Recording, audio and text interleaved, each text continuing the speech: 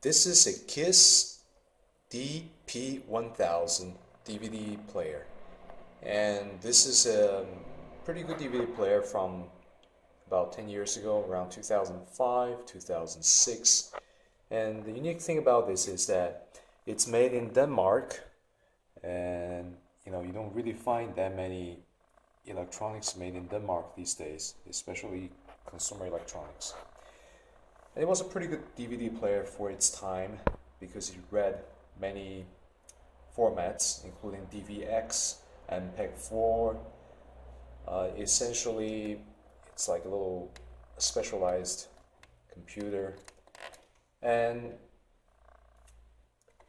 with time, certain functions stopped working, such as this eject button here.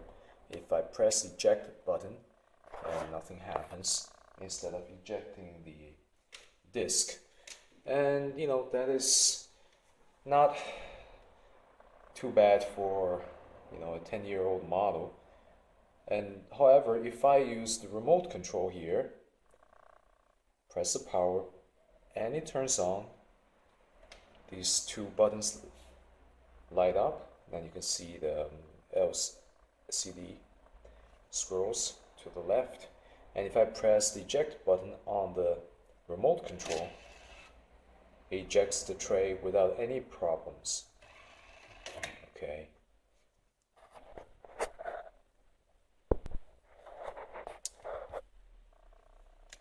But if I press the button here, it doesn't work. There's some room of play. You can see this is a little bit loose. But let's see what else it does. So here I inserted a DVD disc. It's just a regular commercial DVD disc, region free. And here I'm waiting for some kind of response here on the TV. And briefly it showed KiSS logo, and then there's nothing. Press the play button, there is nothing. And I'm going to try to use the remote control. Let's see. Doesn't allow me to stop, doesn't allow me to play, doesn't allow me to skip, and the only thing I can do is eject. And I ejected. Once ejected, it shows this KiSS logo on the screen. So now I'm going to put the disc back, and you can see it's loading the disc. You can hear the spinning of the disc, but it doesn't play, and it ejects the disc back to me without me pressing anything. Okay, so I opened the cover of this DVD player, and you can see it has neatly laid out organization of the parts. And if you zoom in here, you can see that on the main board it uses a Real Magic EM8500 MPEG decoder, which is considered a pretty good video decoder for the days. And here you can see something interesting. It uses a regular computer 5¼ inch bay DVD drive, and it uses an IDE connection on the back with regular 5-volt computer power supply. And that's a good thing, because if it happens to be something wrong with the laser diode on the DVD drive, you can just replace the DVD drive. So that makes the longevity of this unit much better and flexible. So here is the power supply, and make sure you don't touch anything on the power supply if you're troubleshooting it when it's plugged in. With the power unplugged, now I'm going to inspect a little bit of the power supply. And at the first glance, you can actually see these are electrolytic capacitors, and one of them is bulging on the top, which is this one over here. I don't know if you can see. And that means it has gone bad and needs to be replaced, which is probably the cause of the erratic behavior of the CD player, the DVD player.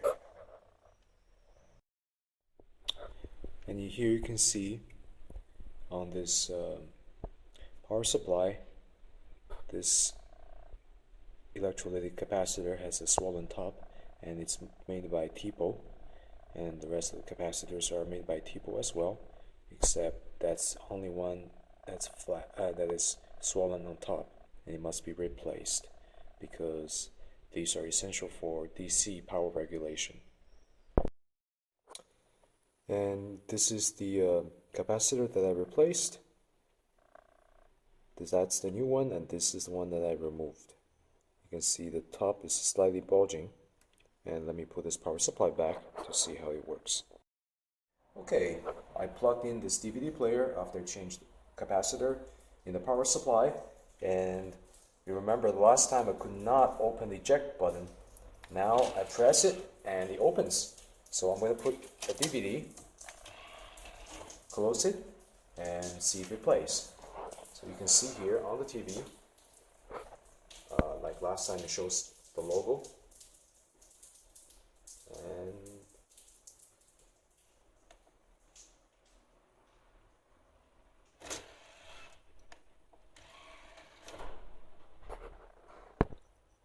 well, interesting thing is now I press play, but it seems like the drive is not reading the disk very well, and it's flashing this sign on the upper corner of the TV.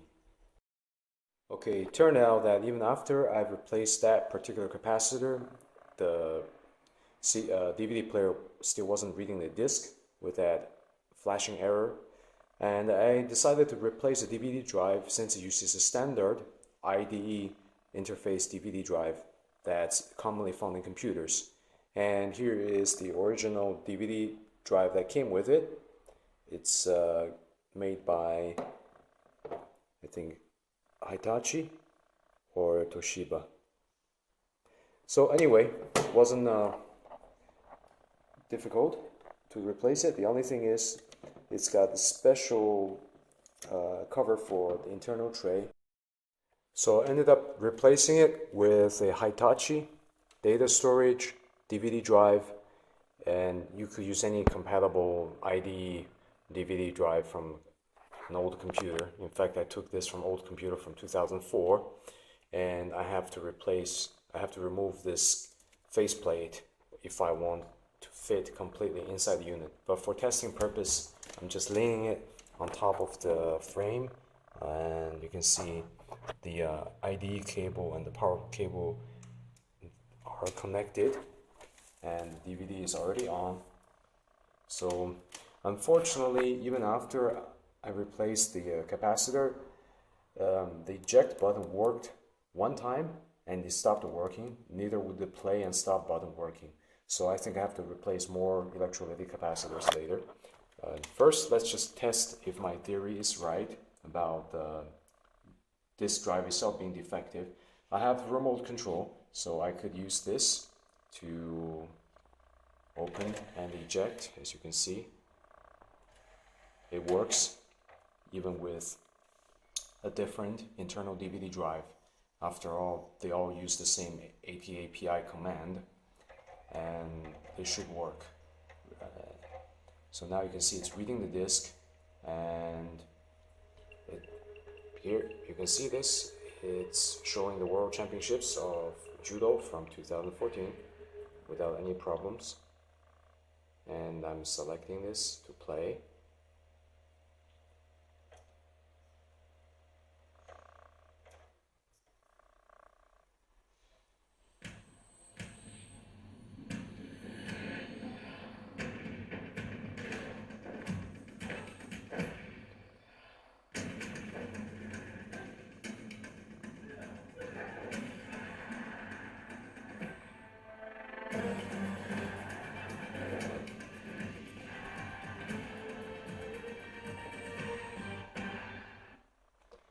So there, it plays flawlessly, and so it turned out to be the previous DVD drive that is not working, and this is what I'm going to keep when I put this back.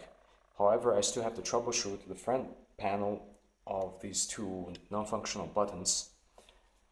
I can say it's probably the capacitor because the remote control, which goes through the same interface, is able to function, but not these two buttons. So either they are mechanically flawed and non-functional, or they are electronically non-functional. And let me find out. So I decided that probably replacing just that obviously bad capacitor wasn't enough, which was this one. This is a new replacement. And sometimes these capacitors can dry out from the inside without any obvious signs. Usually when they go bad, they give signs as leaking from the bottom or popping from the top. So I decided I'm going to replace all the smaller value electrolytic capacitors, because normally the big one like this, the 400 volt one, doesn't go bad for a very long time, and when it does go bad, it looks like it is bad. So I'm going to replace these 1, 2, 3, 4, 5, 6 25 volt 220 microfarad, and this one, which is a 10 volt 2200 microfarad, and this 10 volt 1000 microfarad with some quality capacitor. So here I have the replacement. This one is a 10 volt 1000 microfarad made by Japan's Rubicon, high quality capacitor. Here's another one, 10 volt 2200 microfarad, also made by Rubicon. And for the 25 volt 220 microfarad, I only have Elna, which is also a Japanese brand, but I don't have enough of this, so I'm going to substitute the other 5 with 35 volt of the same capacitance. So these are 35 volt 220 microfarad, but these 5 are made by some Chinese company that I haven't heard of. So at least it would do for the meantime. Let's try it. As I suspected, some, maybe all of these capacitors that I removed are bad, and with the new capacitors inside,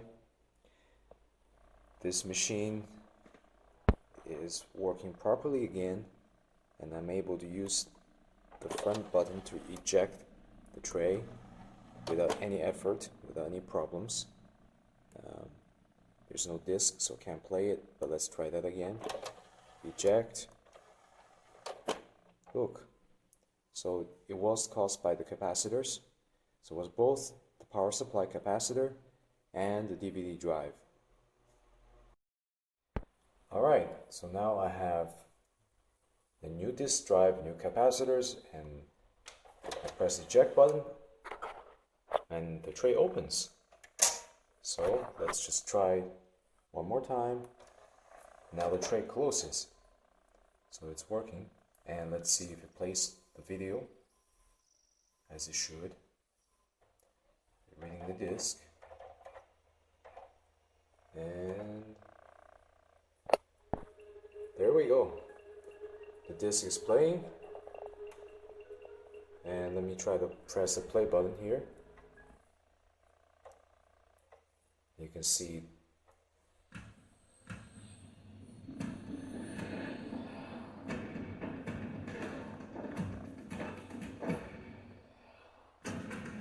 and let me try to pause it. So you can see it's paused. If I press it again, the clock is running.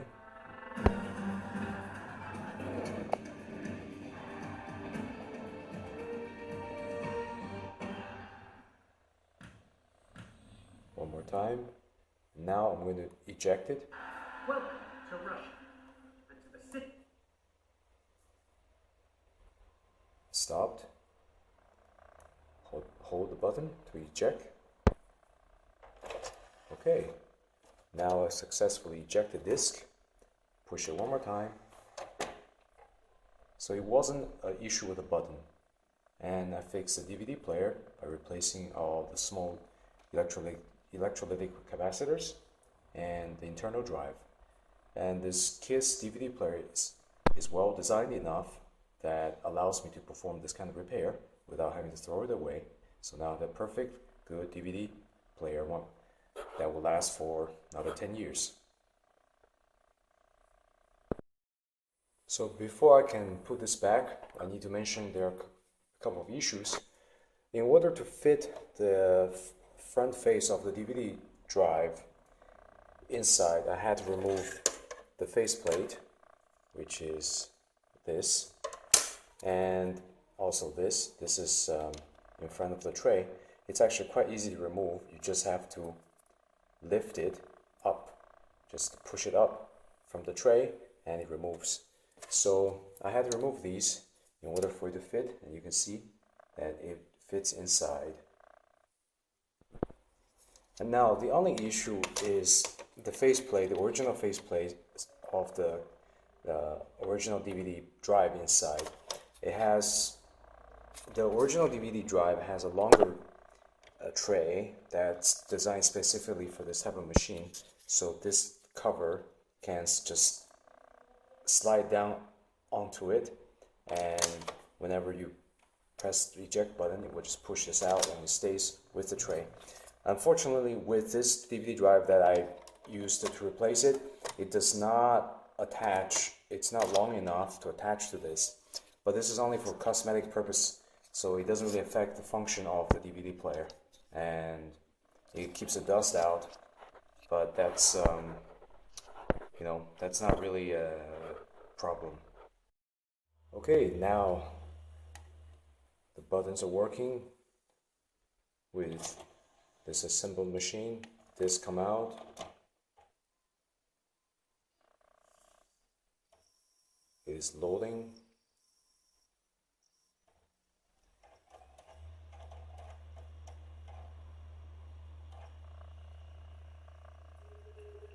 And if I press the play button here, it also goes directly to play the video.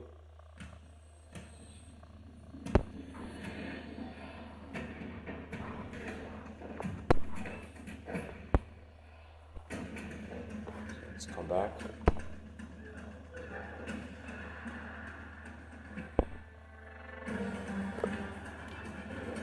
Press the pause button.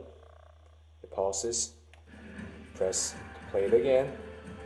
Now press the stop button once to stop, and press it again to eject it.